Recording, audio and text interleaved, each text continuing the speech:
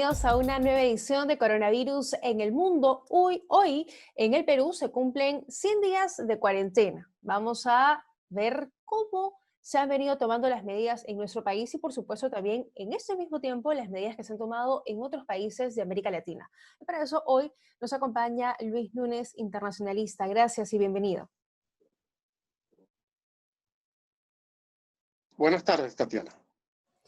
Bueno, en el mundo estamos llegando ya a los 9 millones de casos de coronavirus. América Latina o América en general es en estos momentos el continente más complicado, dado que este virus comenzó a propagarse en Asia, luego saltó a Europa y luego ha llegado a América. Nuestro continente tuvo que haber estado más preparado, tuvo de alguna manera cierta ventaja para poder haber estado un poco más listo para enfrentar esta pandemia. En realidad yo no estoy de acuerdo con aquellas personas que dicen que esta pandemia ha desnudado el sistema de salud en el Perú y en general en América Latina, porque he viajado a otros países y la situación es más o menos parecida. En realidad llevamos años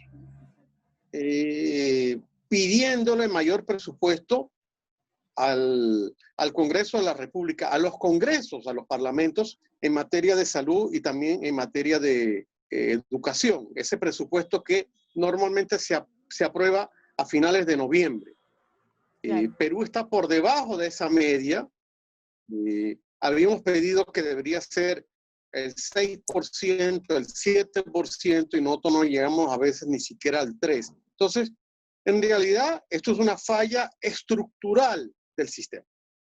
Claro, porque además teniendo en cuenta que el primer caso llega a finales de febrero, 26 de febrero para ser exactos, a Brasil. En marzo ya hay muchos gobiernos, entre ellos el Perú, que comienzan a tomar medidas a la par de Europa, ¿no? Confinamiento, restringir a la población que pueda movilizarse y, bueno, y otra serie de medidas, insisto, al mismo tiempo que Europa. La situación hoy, 3 meses después, 100 días después, es que comenzamos a levantar ciertas medidas como Europa, pero no estamos pues en la misma situación que el viejo continente.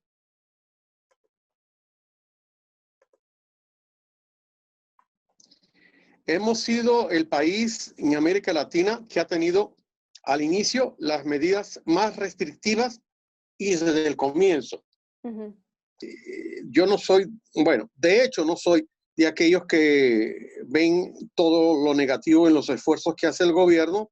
Creo que empezamos bien, pero que la gravedad de la situación desbordó. Ujú. Y a pesar que yo soy fanático de la prospección, de mirar al futuro, creo que el equipo de prospección que nombró el MINSA no consiguió anticipar la escala del virus y lamentablemente hoy somos el séptimo país, entre el sexto y el séptimo país en muertes totales y el primero en muertes por millón de habitantes. Sí, la verdad es que la situación está complicada y de hecho de los 15 países que hoy están en la lista de los más contagiados, hay 4 de Latinoamérica: Perú, Chile, Brasil y México.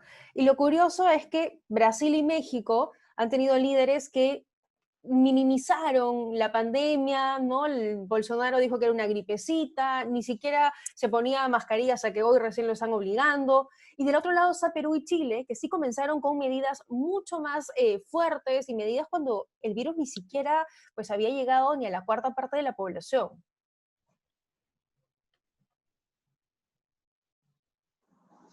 Es así. Increíble que México y Brasil, países tan grandes, hayan despreciado, tal vez por una forma de comunicación política con sus ciudadanos, en el sentido que son presidentes que creen que porque obtuvieron millones de votos, todo el mundo los seguía, cosa que es una ilusión óptica, porque en el fondo sus posiciones, uno de izquierda y otro de Ujú. ultraderecha, no los llevaron a nada bueno. Y me imagino que en el futuro, yo no soy abogado, soy politólogo, los sistemas jurídicos del mundo tratarán a través de la Corte Penal Internacional o de otros sistemas de enjuiciarlos por esto que yo llamo una irresponsabilidad política. Y como tú dices, Tatiana, en el caso de Perú y Chile, pues bueno, el asunto ha sido distinto. En las últimas horas, como tú sabes, Chile está más bien apretando las reglas y colocando temas de penas muy duras para aquellos que incumplan con las cuarentenas y con las normativas legales. Nos queda la expectativa, por ejemplo, de saber qué va a decir el presidente Vizcarra en las próximas horas, haciendo un balance de estos primeros 100 días.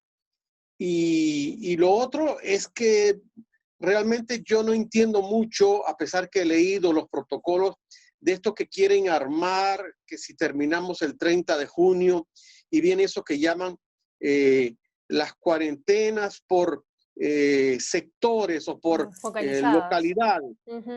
Mira, yo vivo hace 21 años en el Perú. Las personas que trabajan en mi edificio viven en distritos que hoy día están muy contaminados. Entonces, ¿de qué sirve hablar de una cuarentena selectiva si esa gente no se va a poder trasladar a otros distritos para hacer su trabajo, que es el que lleva un pan a la casa? Así que todavía no entiendo mucho el protocolo de la cuarentena selectiva.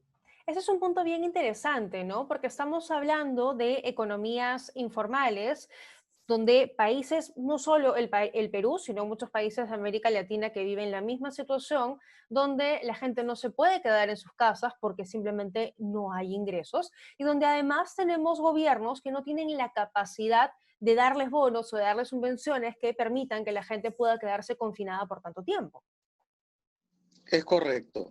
Este asunto del bono, Tatiana, nos ha llevado a verificar que, a diferencia de otros países, el Perú no tiene eso que se llama una big data, sino que cada ministerio y a veces cada gobierno regional o gobierno distrital o provincial tiene una base de datos, a veces a mano, un registro un poco artesanal, y no lo quiere compartir con otras entidades. Entonces, por eso hemos tenido este problema. Yo no sé si lo último que debería hacer el gobierno sería tratar de ver si hay una creatividad sobre un bono universal. Evidentemente no le vamos a dar un bono a las personas que ganan más de 5,000 soles, pero un bono universal que vía teléfono celular, vía alguna aplicación, pudiera ser mucho más visible que esto que vemos a diario en lo que RPP y otros medios de información indican, que en muchas partes del Perú hay mucha gente que es invisible para el sistema bancario y para el sistema del MEF y de otros ministerios. Claro, claro, claro. Países, por ejemplo, como Estados Unidos, que han dado un bono y automáticamente va a las cuentas de todas las personas y nadie tiene que salir de su casa porque ya el dinero automáticamente está en su cuenta y pueden hacer uso del mismo a través de otros sistemas, también otros mecanismos como el comercio electrónico y en fin, que aquí mismo ni siquiera se han aprovechado de una mejor manera durante esa cuarentena, ¿no? Tienes razón. En todo caso, yo entiendo el objetivo de tu entrevista y mi posición también, en el sentido que aquí lo que estamos más bien a estos 100 días de la pandemia es para entre todos poner el hombro Sí. y ayudar en las semanas que vienen, porque eso es lo que hay, porque mucha gente que no somos tú y yo la van a pasar muy mal en los próximos días. Creo que vamos a tener, según lo que he visto, y no quiero ser un pájaro de mal agüero, un rebrote en algunos distritos y ciudades del país del virus, porque hay aglomeraciones, etcétera. Entonces, tendremos todos que empujar el carro para salir de esto. No va a ser fácil, va a tardar no unas semanas ni unos meses, creo que va a tardar más de un año, pero el país tiene muchos recursos, sobre todo el recurso humano en el cual yo apuesto y confío plenamente. Así es, así es. Y bueno, América Latina tiene otro virus circulando también, no solo el nuevo coronavirus, sino el virus de la corrupción, que además ha estado presente en repartos irregulares de ayudas, compras sobrevaloradas, falta de transparencia también al momento de comprar, y como todo había que comprarlo rápido, ya por ahí se han evidenciado actos de corrupción que lamentablemente se han visto en varios países, insisto, de América Latina. Creo que sí, creo que apenas de ese caso estamos viendo todavía la punta del iceberg y ya habrá tiempo para deslindar responsabilidades. Pero desde ahora, al menos mi posición como politólogo es que esas personas sufran de comprobarse que pasó lo que pasó, exceso en las canastas, en los bonos robados, etcétera, esas personas deberían tener muerte civil, Sí. nunca más ser contratadas por el Estado y que, por supuesto, les caiga todo el peso de la ley. Porque si una persona en tiempos normales se siente afectada por un funcionario público, como estos casi 5,000 funcionarios que han recibido canastas, en tiempos de pandemia, eso es un delito de lesa humanidad. Por supuesto, estamos hablando de lucrar con la necesidad de la gente, ¿no? Ahora, América Latina tiene un tema adicional distinto al de Europa y Asia, y es el éxodo masivo de ciudadanos venezolanos que se refugiaron también muchas veces en la economía informal se vive en Perú, se vive en Ecuador, en Colombia y en fin, y que hoy la están pasando bastante peor incluso, ¿no? Entonces, falta también una respuesta internacional, me parece, por ese lado, porque los bonos, digamos, la subvención que puede dar el Estado, no los contempla a ellos. Sí, yo creo que hay que replantearse mejores prácticas y lecciones aprendidas respecto a todo el sistema de aquellos que no tienen cuenta. ¿Cómo es posible que, por ejemplo, el gobierno haya determinado que ahora una persona que nace y tiene derecho constitucional a tener una identificación a través de RENIEC, automáticamente se le abre una cuenta en el Banco de la Nación? Porque eso no se pensó desde mucho antes. Porque esta burocracia elefantiásica a veces nos come. Una de las frases que le escuché al premier Ceballos en el Congreso cuando fue a pedir el voto de confianza es: el gobierno quiere avanzar, pero el Estado no lo deja. Eso indica la burocracia en la que estamos metidos.